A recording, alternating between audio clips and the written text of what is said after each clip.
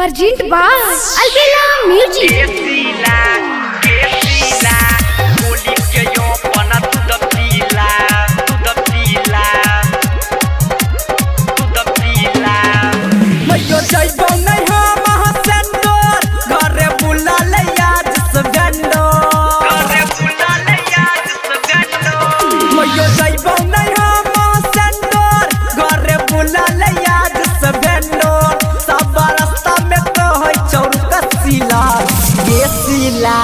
गेसीला हाली से यहाँ पना दूध पीला गेसीला खोली के यहाँ पना दूध पीला गेसीला खोली के यहाँ पना दूध पीला लेके गिलास रहो खरा बारा बारा केते फैट उठो पूछो की कजारा गे सब घेर के लेके गिलास रहो खरा बारा बारा केते फैट उठो पूछो की कजारा कोई कहोगे कि रे चलै छे कोई कहोगे कैसे रदै छे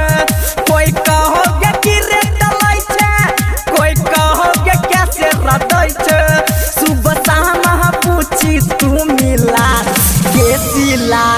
गेसीला खोली के यहाँ पना दूध पीला गेसीला हाली से यहाँ पना दूध पीला। Presented by Albella Recording Studio, Simra, DJ Gudurat. खोली के यहाँ पना दूध पीला छलकता दूध का देखते गे मैयो लागो बजाय दे तो बढ़िया सब कहियो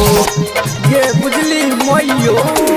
छलकता दूध का देखते गे मैयो लागो बजाय दे तो बढ़िया सब कहियो चंदन फूल के ग्रुप छ सुमो चिंगारी मनीष मुरुक छ सोनू शंभू सुनील के ग्रुप छ सोनू सुनामी छौरा मुरुक छ कहो जल्दी देना तकर बहु का ढीला गेसीला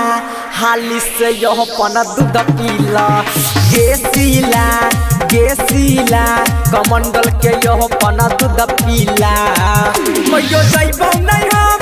सेंटर घरे बुला ले याद से भेंडोर सब रास्ता में कहै चौर कसीला गेसीला हाली से यहाँ पना दूध पीला